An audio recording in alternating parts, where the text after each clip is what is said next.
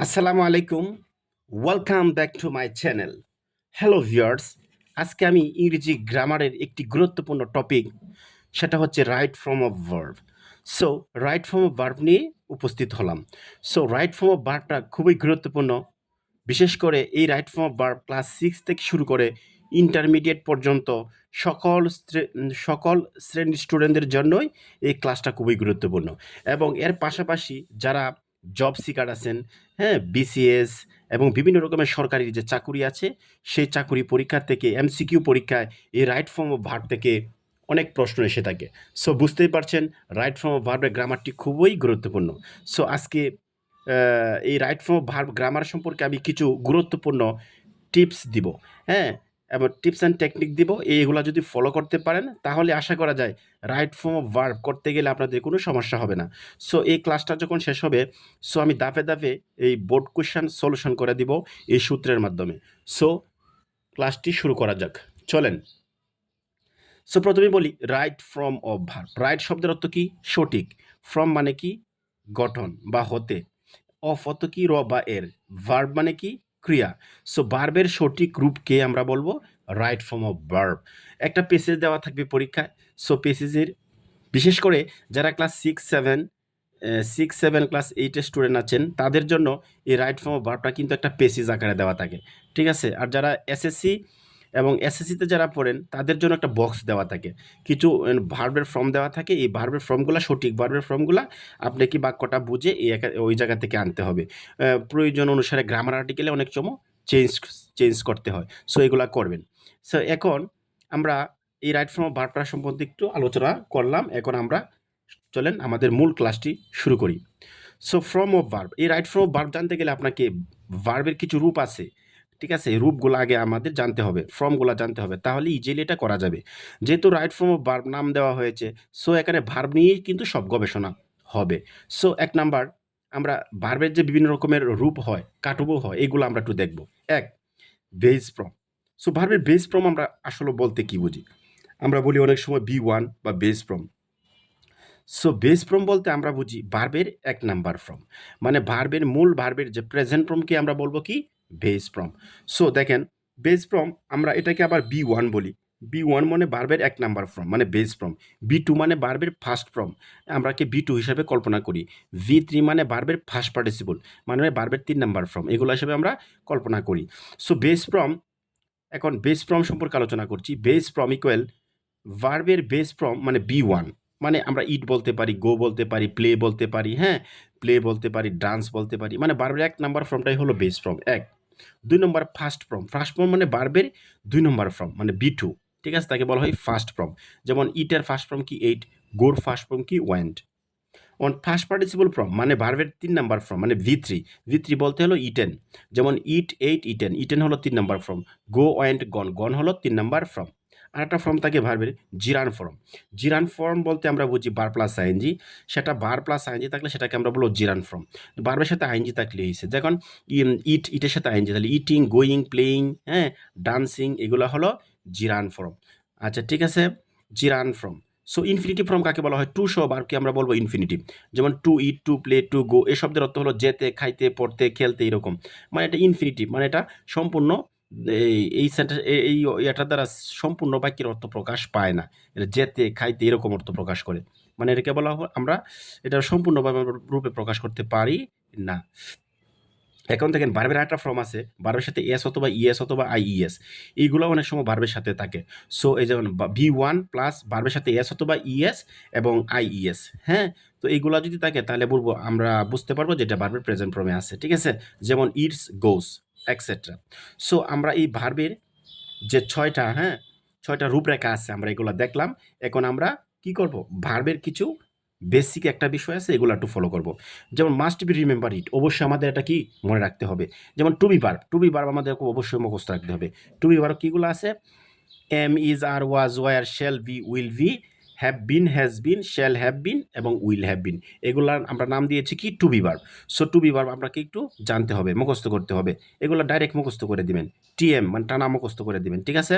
২ নম্বর, যদি বলা হয় to have verb, to have verb বলতে আমরা বুঝি have, has, had, shall have অথবা will have.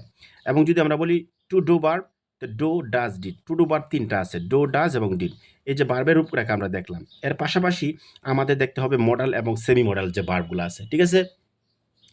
So modal verb কি কি আছে দেখেন, এবং সেমি মডাল কি কি আছে দেখেন। Shall, should, will, would, can, could, may, might, must. That means shall থেকে মাস্ট পর্যন্ত যেগুলা ভার্ব আছে সেগুলোর নাম হলো আমরা মোডাল ভার্ব হিসাবে কল্পনা করব, ঠিক আছে।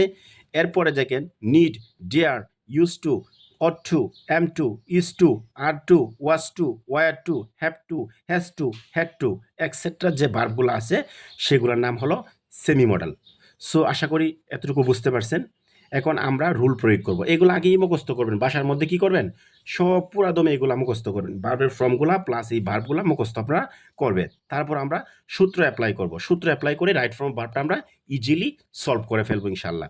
রুলস 1, 2, 3। এখন আপনারা রুলস দেখবেন 1, 2 এবং 3। সো দেখেন মোডাল প্লাস ভার্বের base form, that means modal verb plus ভার্বের বেস ফর্ম থাকলে B1 হবে। এটার মানে কি, মোডাল ভার্বের পরে সব সময় অলওয়েজ ভার্বে কি হবে, 1 নাম্বার ফর্ম হবে। এটা এতটুকু আপনারা মনে রাখবেন, ঠিক আছে। তারপরে দেখেন এটা কখন হবে, মোডালের পরে যখন ভার্বের বেস ফর্ম হবে, এটা কখন হবে, যখন বাক্যটা একটিভ ভয়েস হয়। একটিভ মানে যে নিজের কাজটা সাবজেক্টে নিজেই করতে পারে, তাকে একটিভ বলা হয়। পেসিভ কাকে বলা হয়, যে নিজের কাজ নিজে করতে পারে না, অন্যের দ্বারা সংগঠিত হয়, তখন তাকে বলা হয় পেসিভ। যে যদি বলি আমি ভাত খাই, তা আই ইট রাইস, আমি ভাত খাই, আমি কাজটা নিজে করতে পারতেছি। যেমন যদি বলা হয় ভাতটা আমার দ্বারা খাওয়া হয়, তা rice is eaten by me, কারো দ্বারায় কোনো কিছু হয়েছে, তার এটা হলো পেসিভ ভয়েস। আচ্ছা এখন একটা বিষয় দেখেন, তাহলে মোডাল প্লাস ভার্বের বেস ফর্ম, দ্যাট মিনস মোডালের পরে সবসময় ভার্বের 1 নাম্বার হবে যদি বাক্যটা একটিভ হয়, এটা মনে রাখবেন। মোডাল প্লাস ভার্বের B3, modal plus be verb থাকলে, মোডালের পরে মনে করেন বি ভার্ব বলতে am is are was were অথবা বি যদি থাকে এবং বাক্যটা পেসিভ হয়, তখন ভার্বের 3 নাম্বার ফর্ম হয়ে যাবে। বুঝতে পারছেন? আবার বলি, মোডালের পরে যদি বি থাকলে বলতে বি ভার্ব এম ইজ আর এবং প্লাস বি, এগুলো যদি থাকে তখন ভার্বের 3 নাম্বার ফর্ম হয়ে যাবে। কখন হবে, যখন বাক্যটা এটা পেসিভ ভয়েস হবে তখন হবে। এখন আরেকটা দেখেন, মোডাল প্লাস হ্যাভ ভার্ব, মানে মোডালের পরে যদি হ্যাভ থাকে, হ্যাভ থাকলে আপনি কি করবেন, ভার্বের 3 নাম্বার ফর্ম দিয়ে দিবেন। কি দিয়ে দিবেন, 3 নাম্বার ফর্ম আপনারা দিয়ে দিবেন। তো মোডালের পরে হ্যাভ, হ্যাজ, হ্যাড যাই থাকুক, এরপরে ভার্বের 3 নাম্বার হবে, ঠিক আছে। সো এই যে বললাম 3টা সূত্র আমি বললাম আপনাদের, মোডালের পরে ভার্বের বেস ফর্ম, মোডালের পরে বি থাকলে ভার্বের 3 নাম্বার, মানে ভার্বের বি ভার্ব থাকলে 3 নাম্বার, মোডালের পরে হ্যাভ ভার্ব থাকলে ভার্বের 3 নাম্বার ফর্ম। সো উদাহরণগুলো একটু আমরা দেখি, তাহলে জিনিসগুলো আপনাদের কাছে ক্লিয়ার হয়ে যাবে। সো এক্সাম্পলস, উদাহরণ, you might have hear the name of Kiki, আপনারা হয়তো কিকির নাম শুনে থাকবেন। সো দেখেন ইন এ সাবজেক্ট, এই যে মোডাল ভার্ব মাইট, মোডালের পরে হ্যাভ আছে, দ্যাট মিনস যে মোডালের পরে হ্যাভ থাকলে ভার্বের 3 নাম্বার হয়। সো এই হিয়ারের 3 নাম্বার কি, হিয়ার্ড, কি দিবেন, হিয়ার্ড ব্যবহার করবেন, শুনে বুঝছেন। শেষ আরেকটা দেখেন, it can easily be solve with in second, মানে এটা ইজিলি সলভ করা যাবে সেকেন্ডের মধ্যেই, ঠিক আছে। দেখেন মোডালের পরে কিন্তু ভি আছে, সাথে নাই বিটা, কিন্তু একটা শব্দের পরে আছে। সো এই মোডালের পরে বি থাকলেও ভার্বের 3 নাম্বার হবে। এই যে আমি আনসার শুধু 3 লিখলাম, √3 মানে 3 নাম্বার ভার্বে, ঠিক আছে। আর এগুলো আনসার, এই আনসারটা লিখে দিয়েছি। সো পরে দেখেন, they must following the rules of behave, মানে দে মাস্ট তাদের অবশ্যই ফলোইং করতে হবে, মানে কি করতে হবে, অনুসরণ করতে হবে, দ্য রুলস অফ বিহেভ, আচরণের নৈতিকতার দিক অবশ্যই তাদের ফলো করতে হবে। সো মডেলের পরে ভার্বের বেস ফর্ম। সো একটা ভার্বের এই যে ফলোইং কিন্তু প্রেজেন্ট ফর্মেরই একটা ভার্ব, ঠিক আছে। আমি যদি বলি ফলোর সাথে বলি যদি ফলোস, এরকম, হ্যাঁ, টু ফলো এইভাবে কিন্তু ভার্বের প্রেজেন্ট ফর্মেরই 4টা 5টা রূপ আছে, ঠিক আছে। সো 1 নাম্বারের রূপটা হলো ফলো, সো এই আনসার হলো ফলো, ঠিক আছে, বুঝতে পারছেন। এখন নেক্সট পাতা যাই আমরা। তারপরে দেখেন রুল 4 এবং 5। সো আগে আমি দিয়েছি 1, 2, 3 এবং 4 এবং 5, এই রুলটা আপনারা ফলো করেন। টু ডু ভার্ব, যদি আমি বলি টু ডু ভার্ব কোনগুলা, to do verb do does did, এটাকে বলা হয় to do verb. So to do ভার্বের পরে সবসময় ভার্বের 1 নাম্বার ফর্ম হবে, ঠিক আছে, এটা মনে রাখবেন। এখন আরেকটা সূত্র দিয়েছি আমি, টু হ্যাভ বার বলতে আমরা কি বুঝি, হ্যাভ, হ্যাজ, হ্যাড, এগুলোর পরে ভার্বের 3 নাম্বার হবে, ঠিক আছে, বুঝতে পারছেন। টু হ্যাভ বার বলতে হ্যাভ, হ্যাজ, হ্যাড, এগুলোর পরে ভার্বের সবসময় 3 নাম্বার ফর্ম হবে। আরও একটা কথা যুক্ত করতে পারেন, হ্যাভ, হ্যাজ, হ্যাড, অথবা হ্যাভিং, অথবা বিং, অথবা বি, অথবা বিন, এই শব্দগুলোর পরেও ভার্বের 3 নাম্বার ফর্ম হয়। সো একটা এক্সাম্পলের মাধ্যমে আমরা যদি বোঝাই তাহলে ক্লিয়ার হবে। সো দেখেন বন্ধুরা, এক্সাম্পল দেওয়ার আগে একটা কথা বলি। দেন B1 B2 B3 আমি একটু লিখে দিয়েছি। B1 বি বলতে আমরা কি বুঝি? B1 বলতে বি এম ইজার, এটার এম ইজার হলো ভার্বের বেস ফর্ম, ঠিক আছে। এর ফার্স্ট ফর্ম কি? ওয়াজ ওয়ার, মানে B2, ঠিক আছে। এর পাস্ট পার্টিসিপল কি? Been. That means am is are was ওয়ারের পাস্ট পার্টিসিপল হচ্ছে বিন, একটু মনে রাখবেন। আর হ্যাভ হ্যাজ হলো প্রেজেন্ট ফর্ম মানে B1, আর হ্যাড হলো ফার্স্ট ফর্ম মানে B2, আর হ্যাড হলো past participle. That means have has had এর পাস্ট পার্টিসিপল হলো হ্যাড, ঠিক আছে। এবং দেখেন টেক, টুক, টেকেন এগুলো ভার্বের 3টা রূপ। এরকম ভার্বের রূপগুলো একটু মুখস্থ করে নেবেন আপনার ওই বই থেকে, ঠিক আছে, তাহলে আর একটু সহজ হয়ে যাবে। সো এক্সাম্পলগুলো দেখেন, she did not phone me last night, সে আমাকে ফোন করে নাই গত রাতে। এখন অনেকে কি করবেন, যে লাস্ট নাইট কথাটা আছে, তার মানে কি লাস্ট নাইট অতীতের একটা কথা বোঝা যাচ্ছে। সো এর কি করবেন, ভার্বে B2 দিয়ে দিবেন, কিন্তু আনসারটা হবে না, কারণ আমরা সূত্র দিয়েছি কি, হ্যাঁ, ডো ডাজ ডিড। এই যে দেখেন ডিড আছে, আছে না? ডিড থাকলে কিন্তু ভার্বের বেস ফর্ম, ঠিক আছে। ডিড থাকলে কি ভার্বের বেস ফর্ম। আমরা বলেছি যে ডো ডাজ ডিড এরপরে ভার্বের বেস ফর্ম হয়, মানে টু ডু বারবার কি, যে প্রথমে মুখস্থ করছেন না, এগুলোর পরে কি হয়, ভার্বের বেস ফর্ম হয়। সো আমরা বেস ফর্মটা আমরা দিয়ে দিলাম। এরপরে দেখেন আরেকটা বিষয়, হ্যাভ। এখন আরেকটা এক্সাম্পল দেখেন, have you even, have you ever is in Dhaka, মানে আপনি কি কখনো ঢাকা গিয়েছেন? তাহলে এখানটা বিষয় ফলো করেন, হ্যাভ হ্যাভ আছে, ঠিক আছে। হ্যাভটা আছে, হ্যাভ থাকলে কি বাড়বে 3 নাম্বার এখানে। হ্যাভ হ্যাজ হ্যাড থাকলে বাড়বে কি হয় 3 নাম্বার। সো ইজের 3 নাম্বার কি বিন, ঠিক আছে। Sylvia had has her meal, Sylvia তার খাবার খেয়েছে, নিয়েছে। সো এই যে এখন দেখেন হেড আছে, হেডের পরে বাড়বে 3 নাম্বার হবে, বলেছিলাম হ্যাভ হ্যাজ হেডের পরে বাড়বে কি হয় 3 নাম্বার হয়। সো ইন দ্যাট সিচুয়েশন এখানে 3 নাম্বার, হ্যাজের 3 নাম্বার কি হেড। আচ্ছা, রুল 6 এবং 7 মানে 6 অ্যান্ড 7। সো একটা কথা বলে রাখেন যে টু প্রেপোজিশনের পরে অলওয়েজ ভার্বের বেস ফর্ম হয়, মানে B1 হবে। টু, টু এর পর অলওয়েজ, টু এর পরে টু একটা প্রেপোজিশন। সো আপনাকে বাসায় কিছু প্রেপোজিশন আগে মুখস্থ করে নিতে হবে। সো এই প্রিপোজিশনের পরে, টু প্রিপোজিশনের পরে অলওয়েজ ভার্বের B1, মানে 1 নাম্বার ফর্ম হবেই। এবং টু ছাড়া দুনিয়াতে যত রকমের প্রেপোজিশন আছে, যেমন এগুলার some preposition without to, to ছাড়া কিছু প্রেপোজিশন যেমন in, for, into, with, up and up, through, off and out, over, from, by, below, between, among, aside, at, away, before, across, about, against, above, over, after, etc. এরপরে verb plus ING হবে। That means to ছাড়া যত preposition আছে সব প্রিপোজিশনের পরে যদি verb থাকে তখন আইএনজি হয়ে যাবে, এটা মনে রাখবেন। টু ছাড়া দুনিয়াতে যত প্রিপোজিশন আছে তারপরে যদি কোনো গ্যাপ থাকে, গ্যাপের পরে এই শব্দটা ভার্ব থাকে, 100% এখানে আইএনজি হবে। ওকে, তবে একটা বিষয় ফলো করবেন, কিছু ব্যতিক্রম বিষয় আছে যে টু থাকলেও পরে ভার্বের সাথে আইএনজি হয়ে যায়, সেগুলা কি একটু দেখেন। তবে ব্যতিক্রম কিছু প্রেপোজিশন আছে এগুলির পরে টু থাকলেও ভার্বের সাথে আইএনজি হয়ে যাবে। যেমন উইথ এ ভিউ টু, এটা একটা ফ্রেজ, এটার নাম কি প্রেপোজিশনাল ফ্রেজ। তো প্রিপোজিশন দিয়ে শুরু, প্রিপোজিশন দিয়ে শেষ, তখন তার নাম হলো প্রিপোজিশনাল ফ্রেজ। যেমন get used to, addicted to, be used to, look forward to, would you mind.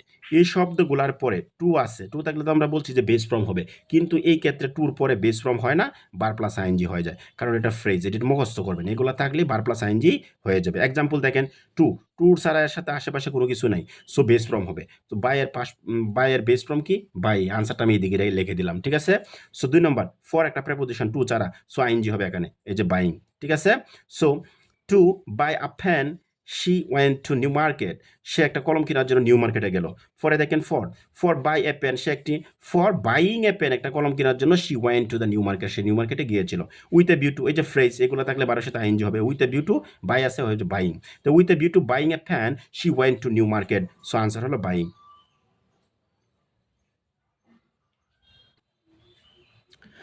তারপরে হচ্ছে আপনার রুল 8 এবং 9, ঠিক আছে। 8 and 9 রুলটা আমরা দেখাবো, তাহলে মোটামুটি রাইট ফর্ম অফ ভার্ব সম্পর্কে এই যে রুলসগুলা দিলাম এইগুলাই আপনার এইগুলার ধারায় আপনি সহজে রাইট ফর্ম অফ ভার্ব, যে কোনো রাইট ফর্ম অফ ভার্ব করতে পারবেন।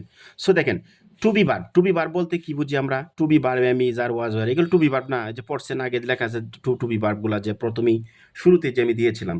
সো টু বি ভার্বের পরে B1 প্লাস আইএনজি, ভার্বের সাথে আইএনজি হবে, কখন হবে, যদি বাক্যটা অ্যাক্টিভ ভয়েস হয়। অ্যাক্টিভ ভয়েস মানে কি, সাবজেক্ট নিজে কিছু করতে পারবে। তখন ভাববেন এটা অ্যাক্টিভ ভয়েস হয়। সো টু বি ভার্বের পরে কী করবেন? আইএনজি মেরে দিবেন যদি বাক্যটা অ্যাক্টিভ ভয়েস হয়। আপনার অ্যাক্টিভ এবং প্যাসিভ ভয়েস সম্পর্কে আমি একটি গ্রামার দিব, যাতে আপনারা এই ভয়েস সম্পর্কে ভালো একটা ধারণা পেতে পারেন। কারণ ভয়েসটা যদি না জানেন তাহলে রাইট ফর্ম অফ ভার্বের এই জায়গায় আসলেও কিন্তু প্রবলেম হয়ে যাবে। রাইট ফর্ম অফ ভার্বের অ্যাক্টিভ থাকে বা প্যাসিভ, এটা কিন্তু অনেক কাজে লাগে রাইট ফর্ম অফ ভার্ব করতে গেলে। যদি আপনি অ্যাক্টিভ এবং প্যাসিভে না চিনেন তাহলে তো আপনি সূত্রগুলো অ্যাপ্লাই করতে পারবেন না। সো ভয়েসটা আপনাকে অবশ্যই জানতে হবে। এখন টু বি ভার্বের পরে ভার্বের ৩ নাম্বার। এখানে বলছি টু বি ভার্বের পরে ভার্বের সাথে আইএনজি হবে। এবং এখানে বলছি যে টু বি ভার্বের পরে ভার্বের V3 মানে পাস্ট পার্টিসিপল হবে। কখন হবে? যখন প্যাসিভ ভয়েস হলে। সাবজেক্ট অলস থাকবে। দ্যাট মিনস বাক্যটা যদি প্যাসিভ হয় তাহলে টু বি ভার্ব থাকলেও ভার্বের ৩ নাম্বার ফর্ম দিয়ে দিবেন। এখন প্যাসিভ কাকে বলা হয়? প্যাসিভ মানে নিজের কাজ নিজে করে না, অন্যের দ্বারাই সংগঠিত হয়, তাকে বলা হয় প্যাসিভ ভয়েস। এখন প্যাসিভ ভয়েস থাকলেই, প্যাসিভ মানেই হলো জানেন am is are was were am is are was were have has had, এগুলার পরে ভার্বের ৩ নাম্বার ফর্ম যখন দিবেন তখনই সেটা প্যাসিভ ভয়েস হবে, যে হয়ে যাবে। এটা একটু আমরা মনে রাখতে হবে। প্যাসিভ মানেই am is are was were have has হ্যাডের পরে ভার্বের ৩ নাম্বার ফর্ম, তখন ভাববেন এটা প্যাসিভ ভয়েসে আছে। সো একটা উদাহরণের মাধ্যমে দেখেন তাহলে জিনিসটা একটু ক্লিয়ার হয়ে যাবে। সো এক্সাম্পলস দেখেন, sugar is import from Dhaka. দেখেন সুগার ইজ ইম্পোর্ট, এখানে ভার্ব কোনটা? এটা না ইম্পোর্ট, না ইম্পোর্ট শব্দ অর্থ আমদানি রপ্তানি করা, ঠিক আছে। সো আপনি ভার্বকে প্রশ্ন করেন, সুগার ভাই, হ্যালো সুগার ভাই, আপনি কি ইম্পোর্টের কাজটা মানে আমদানি রপ্তানি কাজটা করতে পারেন? ফ্রম ঢাকা থেকে করতে পারেন? সুগারে বলতেছে, ভাই আমি করবো কিভাবে, আমি তো অলস, মূর্খ, বুবা, ল্যাংরা, ঠিক আছে, আমি জড় পদার্থ, আমি তো পারবো না ভাই, আমার তো পাওয়ার ক্ষমতা, এবিলিটি, সামর্থ্য কোনো কিছুই নাই। কারণ আমি তো অন্যের দ্বারা চলি, অন্যের ওপর ভর করে চলি। সো আমি কিভাবে পারবো? সে বলতেছে, ও আচ্ছা আপনি পারবেন না, তাহলে তো করার কিছু নাই। হ্যাঁ, তাহলে তো আপনি পেসিভ, মানে আপনি মূর্খ, বোবা, আপনার মতো আপনি থাকেন, ঠিক আছে। সো যেহেতু বাক্যটা পেসিভ, আপনি বুঝতে পারছেন যে ইম্পোর্ট আমদানি রপ্তানির কাজটা সুগার মানে চিনি তো একটা বস্তু, এক করতে পারতেছে না। That why in that situation এই বাক্যটা হলো passive voice. So passive voice হলে যেহেতু am is are was were have হ্যাজের আছে, তখন am is are was were have has আছে ওই বাক্যের মধ্যে, তখন ভার্বের ৩ নাম্বার ফর্ম দিয়ে দিবেন। আর যদি am is are was were না থাকে তাহলে আপনার টেন্স অনুসারে বাক্যটা পড়বেন। যদি বাক্যটা প্রেজেন্ট টেন্সে হয় মনে করেন, তাহলে am is are was were আপনি নিজের মতো সাবজেক্ট অনুসারে দিবেন, দিয়ে ভার্বের ৩ নাম্বার ফর্ম দিয়ে দিবেন, তাহলে বাক্যটা হয়ে যাবে। যেহেতু এখানে বি ভার্ব আছে, সো আমাদের বি ভার্ব দেওয়ার প্রয়োজন নাই, খালি ভার্বের ৩ নাম্বার ফর্ম ব্যবহার করলেই চলতেছে। সো ইম্পোর্টের আনসার কি? ইম্পোর্টেড, এই যে ইম্পোর্টেড আনসার, ঠিক আছে। তো sugar is imported from Dhaka. Okay, ২ নম্বরটা দেখেন, government is import sugar from the Dhaka. সরকার সুগার আমদানি করে ঢাকা থেকে। আচ্ছা আপনি প্রশ্ন করেন তো, ইম্পোর্ট আমদানি রপ্তানি কাজটা কি গভর্নমেন্ট মানে সরকারে করতে পারে, করতে পারে? হ্যাঁ পারে, কারণ সে তো পারবেই। সরকার কি? সরকার ইচ্ছা করে যে কোনো দেশ থেকে চিনি আমদানি বা যে কোনো কিছু তো আনতে পারবে, ঠিক না? সরকারের পাওয়ার বা ক্ষমতা আছে। সে একটা ব্যক্তি হিসাবে কল্পনা করেন, সে একটা ব্যক্তি, সরকার, হ্যাঁ, সে পারবে। সো এটা হলো অ্যাক্টিভ ভয়েস। যদি বাক্যটা অ্যাক্টিভ ভয়েস হয় এবং এম ইজ আর থাকে, তাহলে বারোর সাথে খালি শুধু আইএনজি মেরে দিবেন। কি দিবেন? আইএনজি দিবেন, তাহলে ইম্পোর্টিং, ঠিক আছে, আনসার ইম্পোর্টিং। যদি এম ইজ আর ওয়াজ না থাকে তাহলে টেন্স অনুসারে এখানে এম ইজ আর বা ওয়াজ এনে বারোর সাথে আইএনজি দিয়ে দিবেন, ঠিক আছে। যেহেতু আছে be verb, am is are was were, so আমাদের বি ভার্বের আর প্রয়োজন নাই, শুধু আইএনজি মেরে দিবেন, ইম্পোর্টিং। ওকে, নেক্সট দেখেন, the rose was collect from Mymensingh. গোলাপ কোথায় থেকে সংগ্রহ করা হয়? মাইমিসিং থেকে গোলাপ সংগ্রহ করা হয়। ইন দ্যাট সিচুয়েশন কালেক্টের কাজটা কি রোজে করতে পারে? না ভাই, পারে না, কারণ রোজ হলো একটা বস্তু, ঠিক আছে, পারে না। যেহেতু পারে না, বাক্যটা পেসিভ, আপনি বুঝতে পারছেন, বুঝতে পারছেন, তাহলে ওয়াজ ওয়ার আছে, বি ভার্ব এখানে আছে, তো ভার্বের ৩ নাম্বার ফর্ম দিয়ে দেন। যদি কাজটা করতে পারতো তাহলে তো অ্যাক্টিভ, তাহলে এনে শুধু ভার্বের সাথে আইএনজি দিয়ে দিতেন। যদি বি ভার্ব না থাকতো তো বি ভার্বটাও টেন্স অনুসারে দিতেন, দিয়ে আইএনজি দিয়ে দিতেন। ওকে, তাহলে অ্যাক্টিভ এবং পেসিভটা খুবই গুরুত্বপূর্ণ, এটা আপনাকে ভালো করে বুঝতে হবে রাইট ফর্ম ভার্ব করতে গেলে। সো এট এ গ্ল্যান্স আর একটু কিছু আমরা উদাহরণ দেখি, যে কোনো একটা সেন্টেন্সের মধ্যে যদি yesterday, ago once, last, that, day, day before, yesterday প্রভৃতি অতীতের নির্দেশক কোনো শব্দ থাকে, তাহলে ভার্বের বি টু দিয়ে দিবেন। চোখ বুঞ্জে বি টু দিয়ে দিবেন। তাহলে কি, রহিম গো হোম, রহিম গো হোম, তাহলে গো হবে না, কি হবে? সরি, রহিম গো হোম ইয়েস্টারডে থাকার কারণে আমরা এটা ভার্বের বি টু করে দিব। গোর পাস্ট ফর্ম কি? ওয়েন্ট, এই যে আনসার দিলাম ওয়েন্ট, ঠিক আছে। এখন দেখেন আরেকটা কথা বলে দিই, কোনো সেন্টেন্স যখন আপনি রাইট ফর্ম ভার্ব করতে যাবেন, তখন যদি কোনো সেন্টেন্স অতীতের শব্দ যেমন ইয়েস্টারডে, এগো, long since, once upon a time, এইগুলা দ্বারা স্টার্টিং পয়েন্টে এই কথাটি থাকে, তাহলে আপনি ধরেই নেবেন এখানে 10টা গ্যাপ থাকলে 9টা গ্যাপের মধ্যে শুধু ইডি হবে, পাস্ট টেন্সে হবে আর কি, বুঝতে পারছেন? যদি যেন once upon a time there was a famous man whose name এইরকম আসে না, তখন আপনি থাকলে সব বি টু ব্যবহার করবেন, তাহলে দেখবেন আনসার হয়ে যাবে। এখন দেখেন সাবজেক্ট যদি থার্ড পারসন আমরা সবসময় বইয়ের মধ্যে পড়ছি সাবজেক্ট যদি থার্ড পারসন সিঙ্গুলার নাম্বার হয় তখন ভার্বের সাথে ইয়েস বা ইয়ে যুক্ত হয় এগুলো পড়ছেন বইয়ের মধ্যে ঠিক না সো আমরা এইভাবে বলবো না সাবজেক্টটা যদি হি সি ইট এবং কোনো নাম হয় ব্যক্তি বা বস্তুর নাম হয় এবং বাক্যটা প্রেজেন্ট ইনডিফিনিট টেন্সে থাকে তখনই ভার্বের সাথে ইয়েস বা ইয়ে যুক্ত করবেন আদারওয়াইজ করবেন না এই কথাটাই লেখা সাবজেক্ট যদি থার্ড পারসন সিঙ্গুলার নাম্বার যেমন হি সি ইট এবং কোনো কিছুর নাম বোঝায় এবং ওই বাক্যটি যদি প্রেজেন্ট ইনডিফিনিট টেন্সে হয় তবেই ভার্বের সাথে ইয়েস বা ইয়েস যোগ করবেন যেমন পড়ান একটা নাম ঠিক আছে একটা বাক্যটা পরে দিকে কোন টেন্স আছে যদি পাস্ট টেন্স থাকে তো পাস্ট টেন্সের হবে যদি প্রেজেন্ট টেন্সে থাকে তাহলে প্রেজেন্ট টেন্স ইউজ করতে হবে এখন দেখি পাস্ট টেন্সে কোনো লক্ষণ পাওয়া যায় কিনা পড়ান ডিজিয়ার টু হ্যাবিট পড়ান আশাবাদী যেটা সে পাওয়ার জন্য আশাবাদী ঠিক আছে সো দেখেন বাক্যটা অতীতে কোনো লক্ষণ আছে ইয়েস্টারডে লং সিন্স এগো বিপরীত শব্দগুলো আছে নেই সো ইন দ্যাট সিচুয়েশন বাক্যটা হলো প্রেজেন্ট ইনডিফিনিট টেন্স এখন দেখবেন সাবজেক্টটা হি শি ইট কোনো নাম আছে কিনা হ্যাঁ আছে পড়ান একটা নাম তার পার্সন সিঙ্গুলার নাম্বার সো বারের সাথে এস বাই এর যুক্ত হবে পড়ান ডিজিয়ার্স টু হ্যাবিট এই যে আনসার হলো ডিজিয়ার্স বুঝতে পারছেন নেক্সট যদি আমরা বাক্য দেখি এবং বুঝি যে কোনো কাজ অন্যের দ্বারা সংগঠিত হয়েছে তখন আমরা বুঝতেই পারবো বাক্যটা পেসিভ ভয়েসে আছে মানে সাবজেক্টটা অলস থাকবে মানে অন্যের দ্বারা কোনো কাজ সংগঠিত হলে বাক্যটা অবশ্যই passive voice so passive voice হলে আপনারা তো আমি বলছি পেসিভ ভয়েস হলে কি করবেন এম ইজ আর ওয়াজ আর যদি বাক্যের মধ্যে না থাকে তাহলে এগুলো টেন্স অনুসারে দিবেন এবং বারবার 3 নাম্বার ফর্ম ইউজ করবেন ঠিক আছে সো এই কথাটাই লেখা হচ্ছে যে যদি আমরা বাক্য দেখি হ্যাঁ কি দেখি যদি আমরা বাক্য দেখি বুঝি যে কোনো কাজ অন্যের দ্বারা সংগঠিত হয়েছে তখন আমরা বুঝবো যে বাক্যটি কিসে আছে বাক্যটি পেসিভ ভয়েস আছে মানে সাবজেক্টটা অলস থাকবে দ্যাট মিনস সেন্টেন্সটি পেসিভ ভয়েস হলে টেন্স ও পার্সন অনুযায়ী অক্সিলারি ভার্ব এনে ভার্বের এরপরে যে ভার্ব থাকবে বাইরে পাস্ট পার্টিসিপল করে দিবেন যেমন আমি যদি বলি Bangla is speak all over the world আচ্ছা দেখেন তো প্রশ্ন করেন বাংলা কি নিজে নিজে কথা বলতে পারে সারা বিশ্বে পারে না তার মানে কি বাক্যটা পেসিভ তাহলে আমি যারা আছে ভার্বের 3 নাম্বার ফর্ম দিয়ে দেন স্পিকের 3 নাম্বার কি স্পোকেন এই যে আনসার হলো স্পোকেন যদি ইজ না থাকতো তাহলে টেন্স অনুসারে আনতাম এনে তারপরে বারবার 3 নম্বর ফর্ম দিতাম ওকে আচ্ছা নেক্সট দেখেন সেন্টেন্সটি পেসিভ ভয়েস হলে can could should will would must used to এবং অর টু ইত্যাদির পরে বি ভার্ব হবে আমরা তো আগেই বলছি যে মডাল ভার্বের পরে বেস ফর্ম কিন্তু মডাল ভার্ব আছে বাক্যটা পেসিভ এখন কি করবেন তাহলে কি করবেন যদি পেসিভ হয় মডালের পরে একটা বি দিবেন ঠিক আছে বি দিয়ে ভার্বের 3 নাম্বার ফর্ম করে দিবেন তাহলে আনসার হয়ে যাবে এটা উদাহরণ দেখেন the work can do immediately কাজটা করা উচিত খুব তাড়াতাড়ি কাজটা তাড়াতাড়ি করা উচিত দেখেন দি ওয়ার্ক ক্যান ডোর করা কি দি ওয়ার্কে করতে এটা তো ওয়ার্ক বস্তু করতে পারে না আর মডাল আছে এখন আপনি যদি বেস ফর্মই দেন তাহলে কি আনসার হবে হবে না যেহেতু বাক্যটা পেসিভ সো ক্যানের পর একটা বি দিবেন তাহলে কি হবে বি ডান আনসার কি হবে বি এই যে ডান ডো ডিড ডান এইটা হলো আনসার ঠিক আছে নেক্সট দেখেন the work can be done ওই যে আনসারটা লেখা আছে নিচে the work can be done immediately এই যে ওকে তো আশা করি এই ক্লাসটা এখন দেখেন আরেকটা বিষয় ফলো করেন যে ইফযুক্ত ক্লজটি যদি প্রেজেন্ট ইনডিফিনিট টেন্স হয় এবং অপর ক্লজটি অবশ্যই ফিউচার ইনডিফিনিট টেন্সে হবে তার মানে কি এটা একটা কন্ডিশনাল সেন্টেন্স যে আমি কন্ডিশনালের একটা ক্লাস আপনাদের এই আমার ইউটিউব চ্যানেলে আমি দিয়েছি সো আশা করি আপনারা যদি কন্ডিশনাল সেন্টেন্সটা দেখেন তাহলে অবশ্যই আপনি কন্ডিশনাল সেন্টেন্সটা যদি ভালো করে দেখেন তাহলে রাইট ফর্ম বাড়বে অনেক কাজে দিবে এটা আপনারা দেখতে পারবেন ঠিক আছে সো কন্ডিশনাল সেন্টেন্স আমি আলোচনা করেছি পূর্বের ক্লাসে আপনারা দেখবেন ইনশাল্লাহ সো আমরা এখানে দেখি কি বলা যে ই প্লাস প্রেজেন্ট প্লাস ফিউচার ইফযুক্ত বাক্যটা যদি প্রেজেন্ট টেন্সে থাকে এই ক্লজটা পরেরটা ফিউচার ইনডিফিনিট টেন্সে হবে উদাহরণ ইফ ইউ প্লে ফুটবল তুমি যদি ফুটবল খেলো you will win the match তুমি খেলা জয় লাভ করতে পারবে এটা কন্ডিশনাল ঠিক আছে কন্ডিশনাল সেন্টেন্স যদি থাকে তাহলে আপনার এখন আপনার এই বিষয়টা দেখেন যদি আপনার ওই জায়গায় গ্যাপ থাকতো ঠিক আছে যে উইন দ্য ম্যাচ এর পরিবর্তন থাকতো উইন্ড বা অন্য কিছু থাকতো তাহলে কিন্তু আপনি করতেন না কি দিতেন উইন দিতেন বারবার বেস ফর্ম দিতেন এটা একটু দেখবেন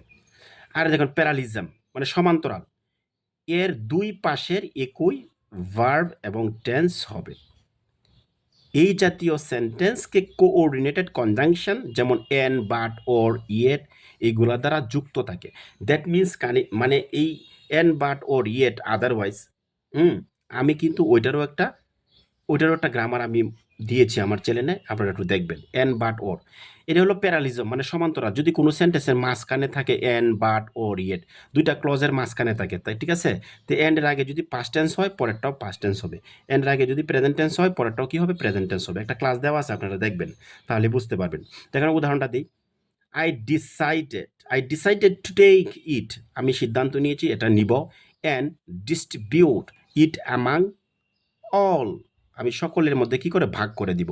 এখন দেখেন এন্ডের আগে দেখেন এটা কি, এন্ডের পরে দেখেন ভার্বের কাজ বলছে না, ভার্বের কাজ করার জন্য বলছে না। সো এন্ডের আগে দেখেন এটা কোন টেন্সে আছে, হ্যাঁ পাস্ট টেন্সে আছে, এটাও ভার্বের কাজ, ঠিক আছে। তো এটাও কিন্তু পাস্ট টেন্সে করতে হবে। এন্ডের পরে যদি মনে করো প্রেজেন্ট টেন্স থাকতো, এই প্রেজেন্ট টেন্স, তাহলে এটাও প্রেজেন্ট টেন্সে আমরা আনসারটা করতাম। সো আনসার কি, I decided to take it and distributed it among all, সকলের মধ্যে আমি এটা কি ভাগ করে দেব। সো এখন দেখেন সিন্স বা ফর কোনো সেন্টেন্সের বাক্যের মধ্যে যদি থাকে, তাহলে আপনি ধরে নেবেন এটা প্রেজেন্ট পারফেক্ট কন্টিনিউয়াস টেন্স আছে। প্রেজেন্ট পারফেক্ট কন্টিনিউয়াস টেন্সের স্ট্রাকচার কি, subject plus have been, has বিন, মূল ভার্বের সাথে আইএনজি প্লাস সিন্স অথবা ফর প্লাস সময় বাকি অংশ। সো এই যে প্রেজেন্ট পারফেক্ট কন্টিনিউ কোনো সেন্টেন্সের মধ্যে সিন্স এবং ফর পাইছেন, তাহলে আপনাকে এই স্ট্রাকচারটা মনে রাখতে হবে, হ্যাভ বিন অথবা হ্যাজ বিন এবং মূল ভার্বের সাথে কি আইএনজি, এটা মনে রাখলে আপনার হয়ে যাবে। সো দেখেন ইট রেইন ফর 2 আওয়ার্স, এই যে টু ফর আছে না, আপনি বুঝতে পারছেন, এবং সময় আছে না, তার মানে প্রেজেন্ট পারফেক্ট কন্টিনিউয়াস টেন্স।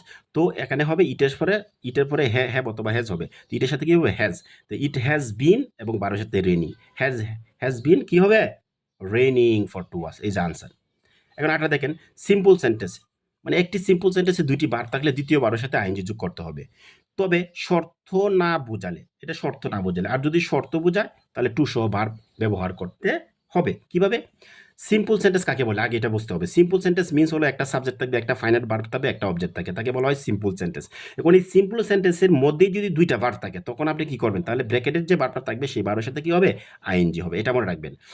যদি বাক্যটা শর্ত বোঝায় মানে উদ্দেশ্য বোঝায়, হ্যাঁ, তখন আবার ভার্বের সাথে আইএনজি ইউজ না করে আপনি 2+V1 মানে টু সহ ভার্ব ব্যবহার করে দিবেন, ইনফিনিটিভ ব্যবহার করে দিবেন, তাহলেই হয়ে যাবে।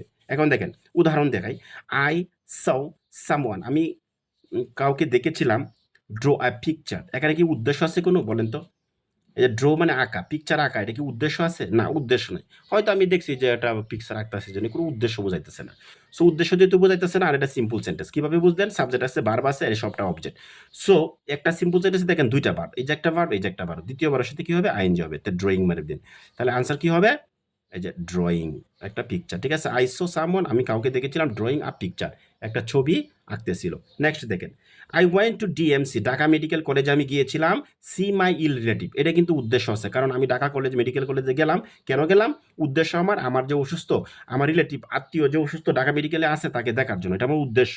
সো এখানে আমি আনসার দিবেন 2C, আনসার কি দিবেন 2C, তাহলে আলটিমেটলি আনসার কি হচ্ছে, I went to DMC to see my ill relatives, আমার বন্ধুরা আশা করি এই যে আমি রাইট ফ্রম ভার্বের আজকে যে ক্লাসটা আমাদেরকে দিলাম, এটা আমার নিজের হাতের লেখা, ঠিক আছে, আমার নিজের হাতে শিট করা, আমি স্টুডেন্ট পড়াই। সো এই স্টুডেন্টদেরকে আমি এভাবেই পড়াই, এই শিট থেকে আমি পড়াই। হ্যাঁ, প্রথমে তাদেরকে কি করি, একটা বই থেকে বেসিক একটা ধারণা দিই, তারপরে বই থেকে বেসিক ধারণা, বই থেকে আবার সব রুলগুলো রাইট ফ্রম ভার্বের পড়াই, তারপর আমার শিটটা আমি একটু পড়াই, তখন দুইটা মিলাইয়া দেখছেন, দুইটা মিলাইয়া দিলে তারা পরে ইজিলি তারা যে কোনো ওই রাইট ফ্রম ভার্বের কোশ্চেনগুলো সলভ করতে পারি ইজিলি। সো আপনারা কি করবেন, আমি যে রাইট ফর্মের রুলসগুলো দিলাম, হ্যাঁ, এগুলো সুন্দর করে একটু পড়বেন বাসায়, এবং যে কোনো একটা গ্রামার বই নেবেন হাতে, বিশেষ করে আপনি যদি রয়্যাল বইটা নেন, রয়্যাল বইটা খুবই ভালো একটা বই, এই রয়্যাল বইয়ের মধ্যে বিভিন্ন রকম ব্যাখ্যা সহ আছে, এবং রুলসগুলোও বেশি অন্যান্য বইয়ের চেয়ে।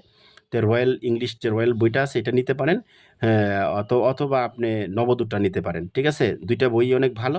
এই বই থেকে যদি এক্সারসাইজগুলো করেন, তাহলে ইনশাল্লাহ আরও ভালো করতে পারবেন। এখন দেখা যাচ্ছে যে রয়্যাল বই আবার দেখা গেছে একটা বইয়ে হয় না, রয়্যাল বই সব কিছু হয় না, দেখা গেছে অনেক সময় নবদূত বা অ্যাডভান্সটাও অনেক কাজে লাগে, কারণ ওইগুলোর মধ্যে এক্সারসাইজ দেওয়া থাকে, হ্যাঁ। সো আলাদাভাবে এক্সারসাইজ করা যায়, এই জন্য আপনারা কি আমি প্রেফার করবো আপনারা দুইটা বই কিনবেন, একটা কিনবেন রয়্যাল কিনবেন এবং আরেকটা বই কিনবেন অ্যাডভান্স অথবা নবদূত কিনবেন, তাহলে দুইটা বই মিক্সড করে আপনারা সুন্দর করে পড়তে পারবেন এবং এক্সারসাইজগুলো করতে পারবেন। এই গ্রামারের রুলসগুলো যে দেখাইলাম 2-3 বার একটু ক্লাসটা আমার ভিডিওটা দেখবেন, এবং চেষ্টা করবেন এই এই ফরম্যাটে মানে সূত্রগুলা অনুসারে অ্যাপ্লাই করার জন্য। যখন আপনি এক্সারসাইজ করবেন, তখন দেখবেন যে ইজিলি সূত্রগুলো আপনার কাজে লাগতেছে।